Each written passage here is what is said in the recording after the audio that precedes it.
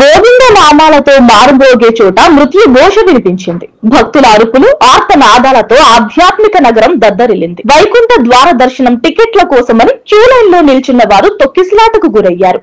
ఊపిరాడక ఉక్కిరిబిక్కిరయ్యారు. వారిలో 6 ప్రాణాలు విడిచారు. మరో 60 మందికి పైగా గాయాల పాలయ్యారు. వీరిలో 34 మందికి రుయా స్విమ్స్ ఆసుపత్రుల్లో చికిత్స అందిస్తున్నారు. వైకుంఠ ద్వార దర్శనం టోకెన్లను గురువారం ఉదయం 5 గంటల నుంచి జారీ చేస్తామని టీటీడీ ప్రకటించింది.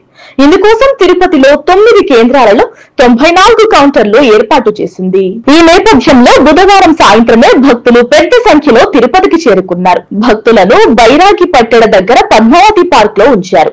టోకెన్ల కేంద్రంలోని సిబ్బందిలోని ఒకరు అస్వస్థతకు గురి కావడంతో హాస్పిటల్ కు తీసుకువెళ్లడానికి క్యూ లైన్ తెరిచారు. టోకెన్లు జారీ చేసేందుకు క్యూ లైన్ తెరిచారని భావించిన భక్తులు ఒక్కసారిగా దూసుకువచ్చారు.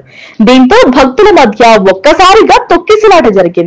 తోపులాటకు దారితీసిన కారణాలపై తిరుమల తిరుపతి దేవస్థానం అధికారులు ఓ పక్క భక్తుల నుంచి వివరాలు సేకరించడంతో పాటు సీసీ కెమెరాలను పరిశీలిస్తున్నారు. ఈ సందర్భంగా ఈ తొక్కిసలాటకు భక్తుల తొందరపాటే కారణమా లేక ఇందులో మరో కారణం ఏమైనా ఉందా అనే కోణంలో విచారించి సమగ్ర నివేదిక తయారు చేయించాలని భావిస్తున్నట్టు తెలుస్తోంది.